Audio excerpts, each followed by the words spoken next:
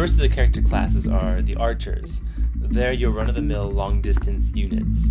They have low health, low armor, so it's best to keep them out of the thick of battle, but their strength lies in their ranged attacks.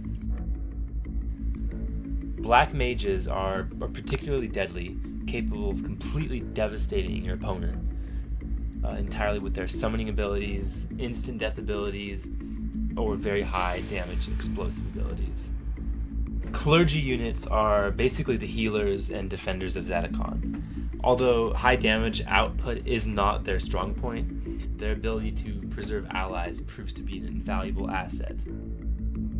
Commanders are a staple of your main support troops. Their main function is to increase the amount of commands that you can use per round and lower the cost of deploying units. Cultists excel at disrupting a well-entrenched enemy defensive line. A common characteristic of cultists is that they require some sort of self-sacrifice to use their powerful abilities. Horsemen have the ability to strike quickly and very lethally in one turn. They excel at hovering outside of the effective range of an enemy unit and then attacking before it has the opportunity to strike. This also makes horsemen great assault units. The nature class is uniquely multifaceted. It has the ability to stun other units and cancel their movements, but it also features high damage units like the Channeler or the Chieftain. Scouts are best used for hit and run tactics.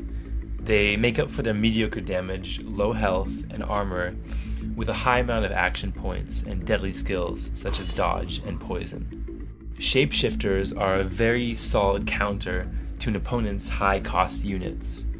If your opponent plays a high-cost unit and you shapeshift into it, you essentially have the unit without the high cost. Siege units have a very long range, extremely destructive capabilities, but limited action points. They're best used as a support for your army. Siege units are also great for disrupting a well-entrenched opponent, destroying structures, or threatening your opponent's casters. The soldier class mainly consists of low-cost, medium damage, medium to high armor units that are very specialized. All of them, except the pikeman, are melee units. They are good for protecting rear units from ranged attacks, like with a shield bearer, or attacking approaching units, like with a pikeman, or being a forward-rushing juggernaut, like the warrior or the swordsman.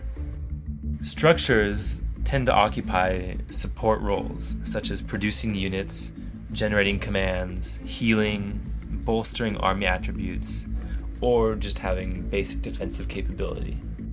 White mages are good for empowering allies and incapacitating enemy units at long range, mostly with their wide range of stuns, summons, and buffs.